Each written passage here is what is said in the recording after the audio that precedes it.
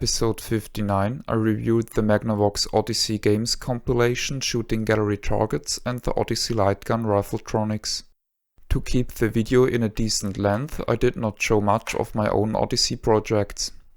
The video here has 4 topics: my reproduction boards, my video modification board, my Pistoltronics Lightgun, and my Odyssey multicard.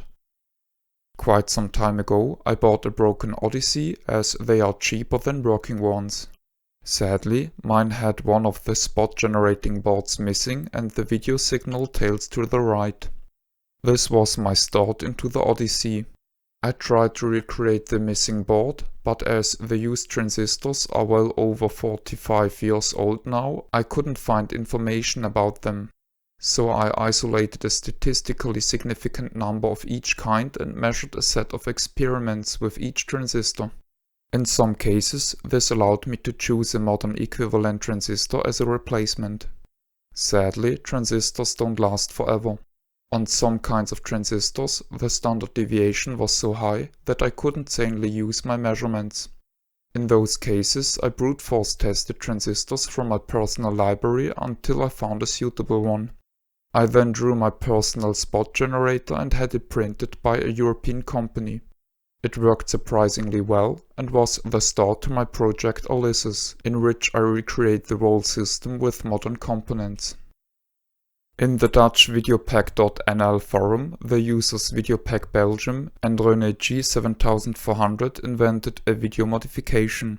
Personally, I wasn't happy with the pad choice and searched for other pads for me. While doing so, I discovered that the pins of the RF modulator and RF filter sockets can be used for the same task, and I came up with my video board. If you want a simple cheap video mod, use loose cables as I did for quite some time. My boards are supposed to be used by people who don't want to irreversibly alter a 45 years plus old console. Just plug out the 2 RF boards, plug in my video board and you're good to go. The video output will now transmit something you can feed into a composite input.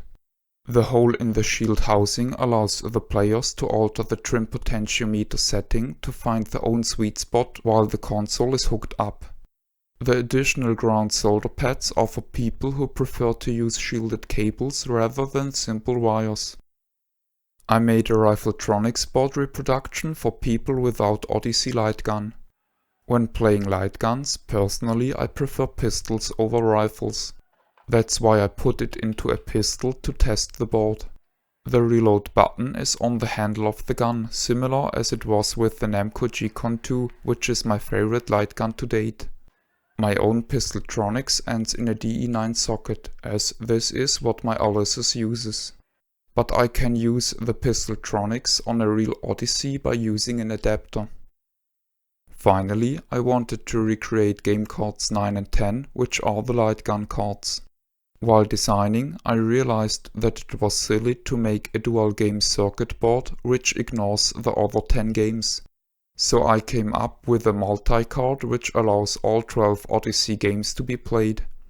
Just read on the PCB the necessary on-off combination, set them and you are ready to go. I made a handle out of ivy wood because I like uncommon materials. The raw PCB files and the Gerber files I created are all on my website to download. Everybody is allowed to print my circuit boards for personal use. My intention is to provide them for free. If you want to produce a larger batch of them for some sort of community, I am fine with it, as long as you sell them for the cost of manufacture and don't generate any profit of it. This project is my contribution to preservation and retro gaming. Currently, I'm still working on my Ulysses without any defined priorities. If you want me to recreate one kind of Odyssey board over another kind, such as the sync boards or the controllers, please let me know in the comments of this video. This is the end of the review. My name is Ben. I thank you for viewing.